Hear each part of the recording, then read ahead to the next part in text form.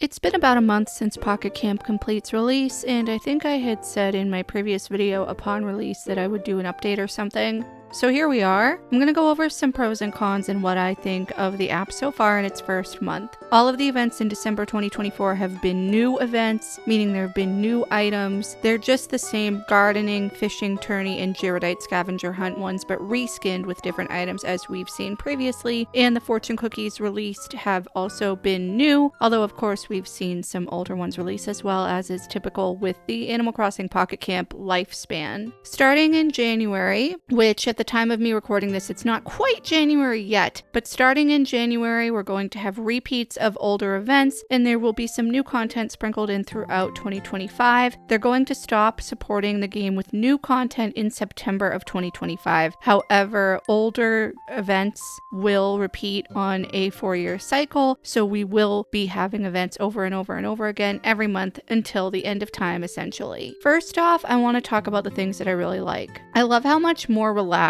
the events feel. There's no more rushing, no more stress. We can actually buy the flower seeds for the second half of the garden event with bells, as well as trading grown flowers from the first half for them. Previously, you could only trade the flowers, and that stressed me out because I was trying to plant flowers to trade, as well as use for some of the items in the garden shop during the event. However, once it ticked over to the second half of the event, I was pleasantly surprised to see that we could spend our bells on seeds for the second half, meaning that we could stock up, because unfortunately the seeds that we receive from our villagers doing requests and from our camp caretakers, it's very stingy. Even some of the seeds that we get from friends, it's not a lot, definitely not enough to finish the event in my opinion, so you really do need to have bells on you. I also plant a lot of flowers because I want to finish in a timely manner. I don't want to wait until the last second, so that might just be a me thing. Regarding the fishing tourney, it went by so quickly just by playing normally. I did not need the golden rod at all. A lot of times I caught 2 fish as I was fishing, again without use of the rod. I completed the fishing tourney in total within like the first 2 or 3 days of the event, and that was with missing several cycles of fishing. I just gathered the fish from my camp caretaker as well as villagers at my campsite, and even talking to friends at Whistle Pass would give you a gift every day as it does normally. However, during the fishing tourney there were fish included in there sometimes, so that was really great to see. The Gyrodite scavenger hunt, which is wrapping up right now as I'm recording this, was also great. Surprisingly, a lot of Gyrodites could be gathered as per usual by going around the map, including in Whistle Pass, and you would get them as gifts from friends, from your caretaker, and from villagers at your campsite like normal. But the quarry was what really did it for me. It was completely OP,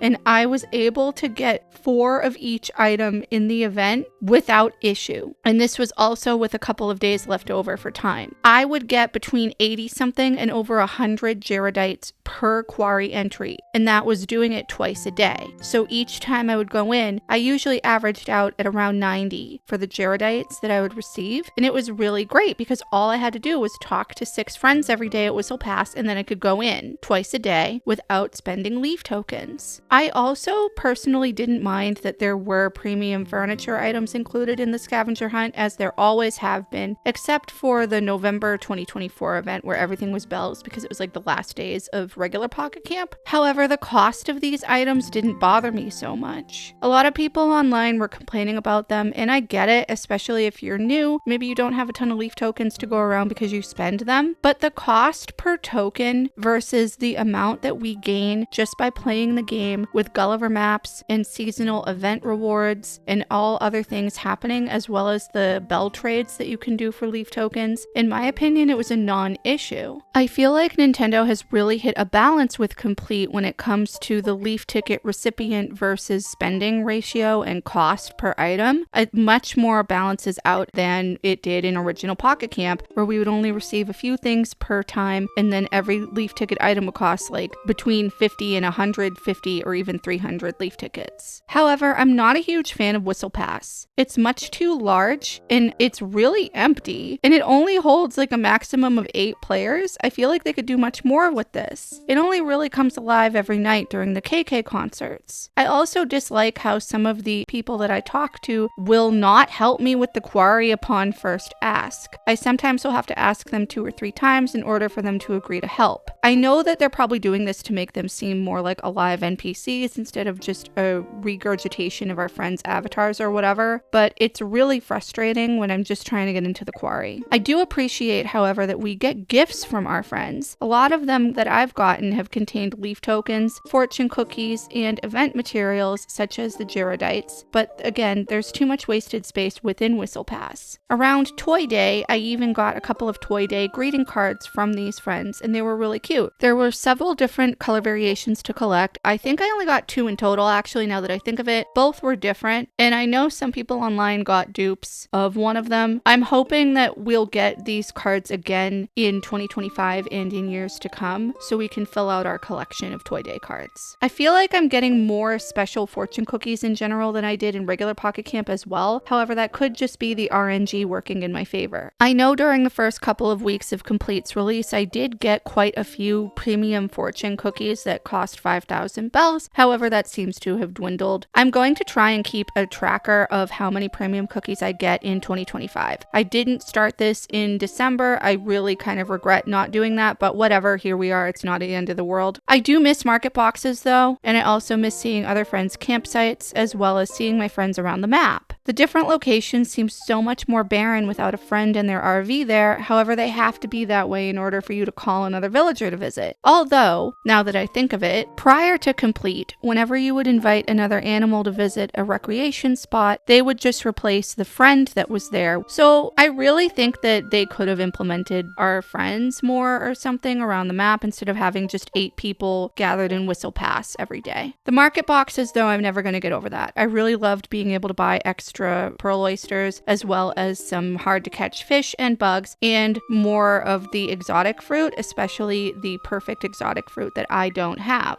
But that's neither here nor there. I'm sure I'll get over it eventually. I also, this is the biggest one, miss being able to play seamlessly across devices. And I hate that we have to rely on Nintendo servers to back up our data. I know that some people on Android have been able to transfer their data over to another device via Google Drive. Allegedly, with Apple, you can back up your whole device to iCloud and then use that backup on another device or something. But there's no way to just back up Pocket Camp Complete through iCloud. I've checked my iCloud settings. It's not there. It cannot be backed up. It's not an app that uses iCloud backup, which is really frustrating. I like playing on my iPad because I can see it better because it's a bigger screen. However, I like my phone more for portability. I know that I could just back up my current data as is and then re-download that data to my other device. Unfortunately, you can only store a backup save on Nintendo servers every 24 hours, and you still have to go through the whole process of uploading your save to their server and then re-downloading that data to your secondary device. And then if you want to swap back to your main device, you have to do the same thing all over again. I'm sure that it is fine and it works well. I have been doing periodic data backups. I think that you all should be doing that too. It's a really important thing. But in general, I wish that Nintendo had gone with something more seamless and less of a pain than using their own